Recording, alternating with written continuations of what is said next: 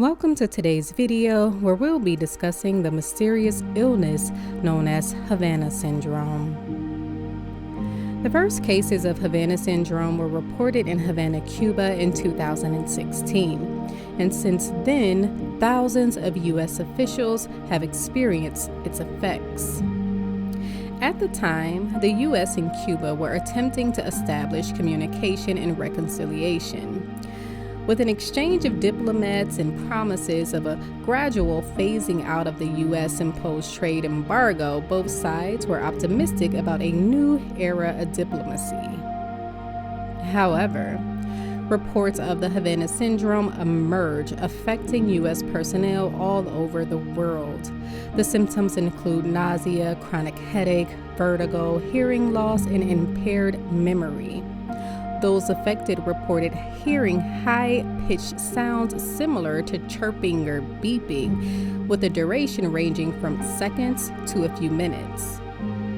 MRI scans of 40 affected personnel in Havana, Cuba revealed mild brain damage in many cases, with about 24 cases considered high priority and unexplained. Advanced brain magnetic resonance imaging revealed significant differences in brain volume, tissue microstructural integrity, and functional connectivity. The clinical importance of these differences is uncertain and may require further study.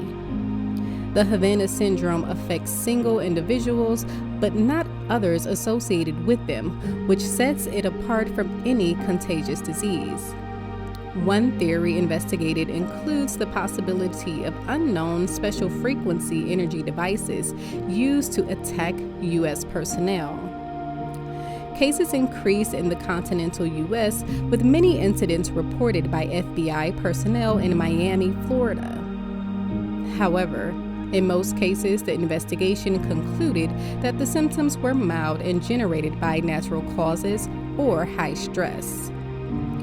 Researchers suspected that a modern version of the microwave beam that targeted U.S. officials in Moscow decades ago could be responsible for the Havana syndrome. The Moscow diplomats and the hundreds, if not thousands, of individuals affected by the Havana syndrome all suffer from similar symptoms, including severe headaches, inability to concentrate, and fatigue. The Havana syndrome bears similar symptoms to the long-term effects of the low radiation exposure from a non-ionized beam that targeted the U.S. Embassy in Moscow. However, there is no evidence pointing to Russian or another country's interference in this case, and no evidence of portable microwave weapons existing. In May 2001, news reports suggested an energy attack targeted the White House, with one person directly affected.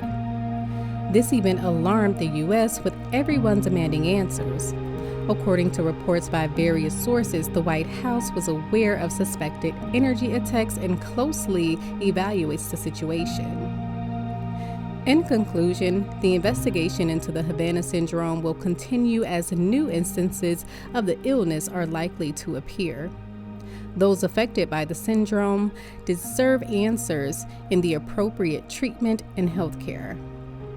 We should consider the possibility of energy weapons being used, which can cause irreparable brain damage, as a possible cause of the Havana syndrome. And that's all for this video. We hope you found this information informative and interesting. If you have any thoughts or questions, leave them in the comments section below. We'd love to hear from you. And as always, thank you for watching. Stay curious.